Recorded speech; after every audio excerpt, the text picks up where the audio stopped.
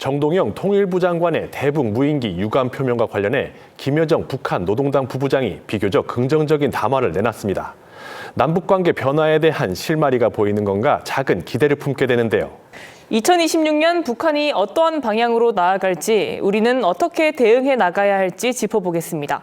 국방부 정책자문위원회 정책기획분과위원 김용현 동국대 교무부 총장 나오셨습니다. 안녕하세요. 네, 안녕하십니까.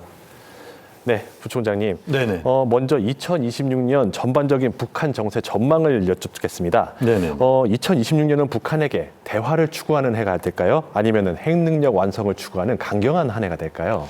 북한 입장에서 지금 핵능력의 고도와 관련된 부분은 여전히 이제 북한의 관심 사안이고 그렇게 보면 핵능력을 완성시켜 나가는 여기에 이제 하나의 방점을 둘 것이고 그러면서도 이제 트럼프 대통령의 중국 방문이 4월 달에 지금 예정돼 있는데 그 방문을 그 계기로 해서 대화 쪽에 그 방점도 하나 나올 수 있다. 다만 이제 그 대화는 남북 차원보다는 북미 차원의 대화 쪽으로 그 북한이 좀 더 적극적인 노력을 기울일 가능성이 있다고 봅니다.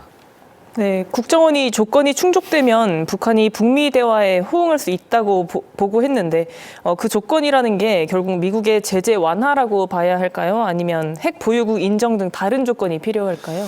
역시 이제 북미 대화와 관련돼서 이 조건 충족의 핵심적인 부분은 제재가 지속되는 속에서 북한이 미국과 적극적인 대화를 한다.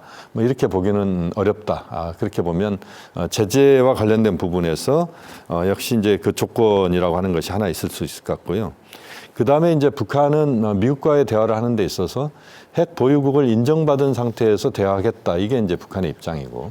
우리로서는 상당히 곤혹스러운 부분인데 우리는 이제 비핵화를 여전히 이제 중요하게 놓고 있고 지금 미국과 북한의 입장은 조금 입장차는 있지만 북한의 핵 부분을 어느 정도 인정하는 속에서 북한 핵을 줄여가는 단계적 접근으로 가지 않는 이상은 그 대화에 있어서 어떤 진전은 기대하기 어렵다. 이런 점에서 우리의 입장과 미국의 입장이 좀 더 조율될 필요가 있고 그것을 기반으로 해서 북한과의 협상에 나서는 이런 것이 굉장히 중요하다고 보고 있습니다. 북한이 적대적 두 국가 관계를 선언한 이후에 남북대화 재개 가능성이 사실상 매우 낮아졌다는 평가가 나오고 있는데요. 네네. 그렇다면 우리 정부가 지금 시점에서 대화를 성사시키기 위해서 할 수 있는 현실적인 선택지에는 어떤 것이 있을까요? 북한은 남북 관계보다는 북미 관계에 집중하겠다. 이게 이제 북한의 입장이고 북미 관계에서 진전이 이루어져야만 남북 관계에서 어떤 성과가 나올 수 있다. 이게 북한의 입장입니다. 그렇기 때문에 북한의 입장과 우리 정부의 입장이 지금 상당히 그 일치되는 부분이 별로 없다. 이게 아쉬운 부분이고요. 오히려 지금 이렇다면 이제 민간 교류 이 부분을 우선 좀 앞세울 필요가 있다고 보고 있습니다. 네, 북한의 핵실험이나 대륙간 탄도미사일 시험 발사 등 초대형 도발은 수년째 잠잠한 상황입니다. 네네. 이는 뭐 기술이 완성 단계이기 때문일까요? 아니면은 뭐 국제 정세를 계산한 전략적 자제인가요? 북한이 핵 능력의 어떤 기술적 고도화를 상당 부분 달성했다. 이렇게 봐야 될 것 같습니다. 대규모 핵실험이랄지 ICBM 발사훈련이랄지 이런 부분들은 상당 부분 좀 성과가 이제는 정리된 것이 아닌가 이렇게 봐야 될 것 같고요. 북한이 과도한 어떤 도발이랄지 이런 측면보다는 좀 더 국제 정세를 좀 더 지켜보면서 상황들을 관리해 나간다 이런 차원에서도 아마 핵실험이랄지 ICBM 발사랄지 이것을 좀 자제하는 부분도 부분적으로는 포함되어 있다 이렇게 봐야 될 것 같습니다. 네, 계속해서 이 북러 밀착에 대해서 여쭙겠습니다.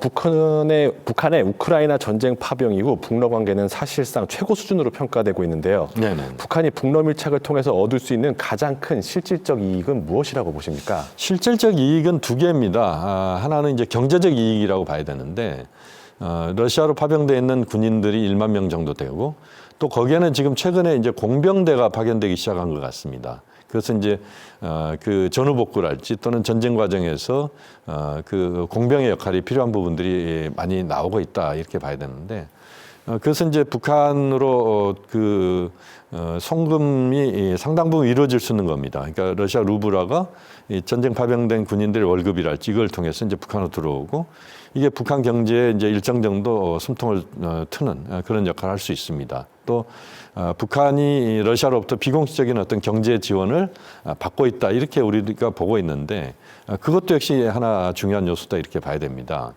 또 하나는 지금 이제 우크라이나 러시아 전쟁을 한마디로 이 전쟁의 양상을 규정하면 이제 드론전이다 이렇게 볼 수밖에 없는데 북한의 군대가 지금 10,000명 이상이 드론전을 실전을 경험하고 있는 겁니다. 그것도 이제 순환 파병이 이루어지면서 그 드론전의 이제 경험들을 현재 어떤 실시간으로 이제 경험을 하고 있다 이렇게 봐야 되는데 이게 이제 북한으로서는 군사적인 부분에서 굉장한 그 얻는 것이다 이렇게 봐야 돼요. 우리 입장에서는 굉장히 불안한 부분들이죠.